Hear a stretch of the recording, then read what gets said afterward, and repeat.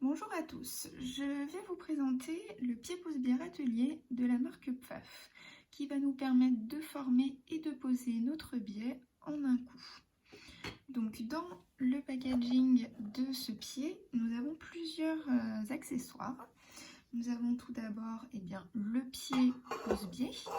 Donc le biais va se former ici et va être maintenu donc par le râtelier pour qu'il se déroule bien comme il faut. Et ensuite, il va se former ici et on pourra en même temps insérer le tissu et le coudre. On retrouve dans ce coffret le pied adapté. Donc c'est un pied avec le double entraînement, avec la possibilité de mettre le double entraînement. Et sur le côté, on aura une petite lame qui va nous guider sur le bord du biais pour bien le coudre droit. On retrouve aussi une plaque adaptatrice qui va permettre d'adapter ce pied sur la plaque aiguille. Alors attention, ce pied va pouvoir s'adapter uniquement sur la plaque aiguille de la Creative Icon et des expressions 710 et 720. Sur les anciennes expressions et performances, vous pouvez le mettre avec votre plaque point droit, mais du coup ça réduit les possibilités, ou alors adapter les nouvelles plaques de la 710 et de la 720 sur vos machines pour pouvoir mettre cette plaque là et ensuite le pied pose-biais. Et puis on a aussi les différentes vis et les rondelles qui vont nous permettre de fixer tout cela. Donc nous allons voir comment adapter ce pied sur notre machine. Là nous travaillons sur la Creative Icon. Donc on place la plaque adaptatrice en faisant correspondre le trou qui est ici au trou qui est ici sur votre plaque. On va ensuite placer une vis pour maintenir la plaque. On va du coup avoir ici deux trous qui vont nous permettre de placer notre pied pose-biais. Le fixer correctement. On ne va pas trop serrer les vis parce qu'on va pouvoir l'ajuster.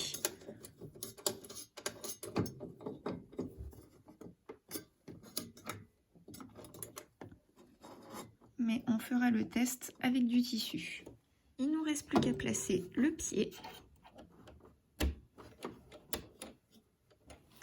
Et n'oublions pas de mettre le double entraînement. Nous allons maintenant aller couper notre bande de biais.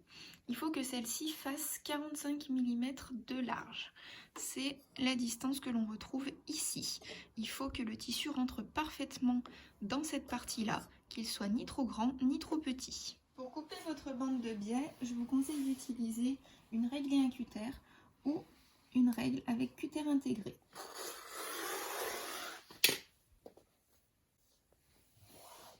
Donc une fois que nous avons coupé notre bande de tissu, de préférence dans le biais si vous voulez faire des jolis arrondis, on va l'insérer dans le pied. Donc pour cela, on passe le râtelier. Alors le sens n'a pas extrêmement d'importance, ça permet juste de bien maintenir notre tissu.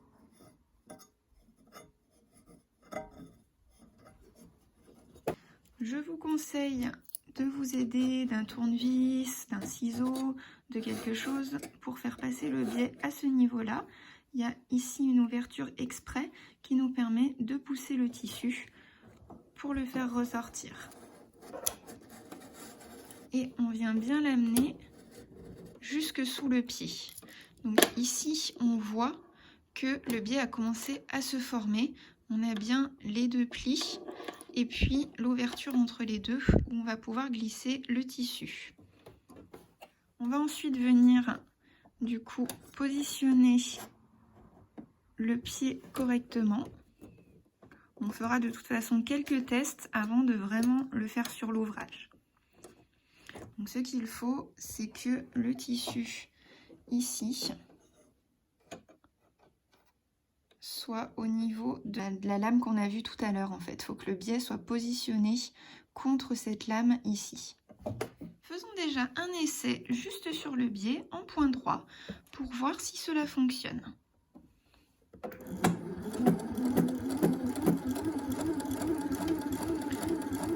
Donc là, notre biais se déroule correctement. Et il se forme.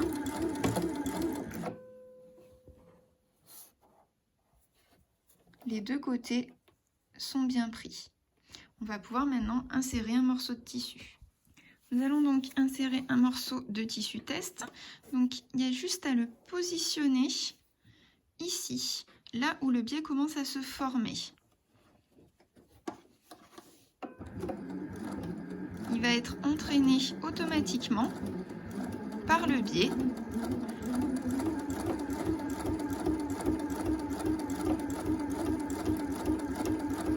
Là, je vois par exemple qu'avec l'ajout de mon tissu, mon point droit s'est un petit peu décalé par rapport au début.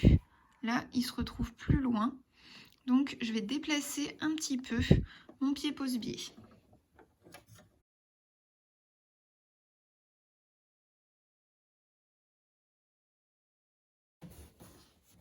Ça m'a permis de le rapprocher. Essayons maintenant d'utiliser un point fantaisie.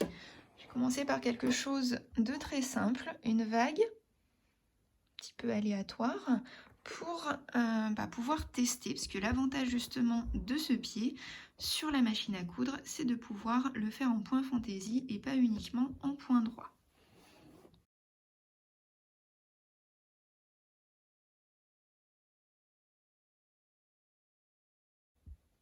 Cela fonctionne très bien. Essayons maintenant avec un point plus complexe.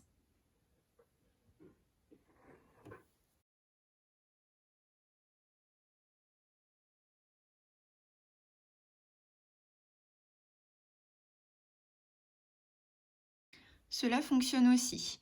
Après, on pourrait un petit peu réduire la largeur du point pour que ça ne couvre pas tout le biais et surtout que ça ne déborde pas sur le tissu. Comme le biais ne prend pas la largeur du pied, on va pouvoir donc réduire nos points, puisque s'ils font 9 mm, comme il est possible de le faire, ils vont déborder sur le tissu. Prenons par exemple le point numéro 12 de la catégorie 5.3 sur notre icône. Ce point-là fait 9 mm de large. Nous, du coup, on va le réduire. On peut par exemple le réduire à 5,5. Mais la réduction a été faite et le point est centré. Or nous, sur notre ouvrage, si le point est centré, il va à nouveau déborder sur le tissu. Donc nous, on a envie qu'il soit décalé sur la droite. Donc pour cela, on a ici un deuxième réglage. En cliquant au centre, on voit que le réglage n'est plus le même. Il est à 0, puisqu'en effet, le point est centré. Nous, on va du coup le décaler sur la droite. Donc, en faisant plus, le point se décale. On va se mettre au maximum. Donc là, on est au maximum sur la droite. Donc le point, normalement, devrait bien se faire sur notre biais et plus déborder sur le tissu.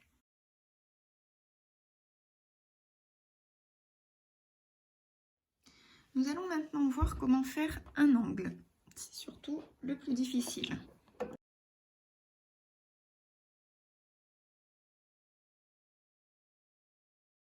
Quand on arrive à la fin, on s'arrête avec un point d'arrêt et une coupure de fil. On va ensuite sortir son ouvrage, plier l'angle comme ceci.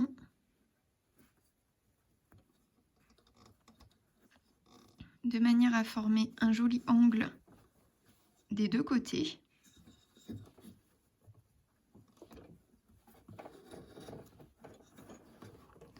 Et on vient replacer le tout sous le pied.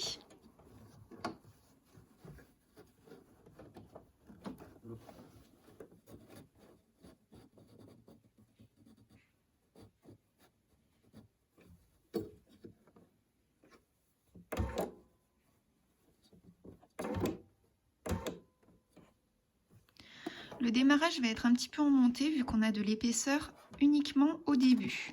Donc ce que je vous conseille, c'est de vous aider de ce petit guide qui est dans la plupart du temps fourni avec votre machine, de le mettre à l'arrière,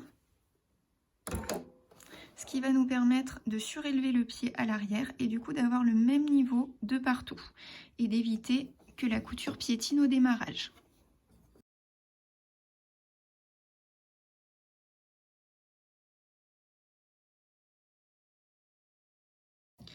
Et voilà notre angle.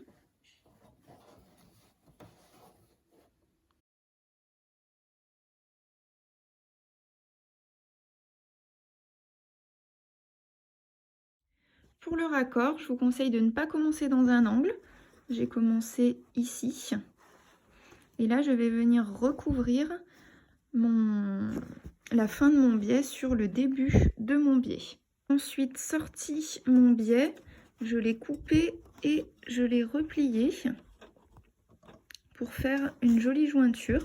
Et je vais continuer à coudre en empiétant sur le début.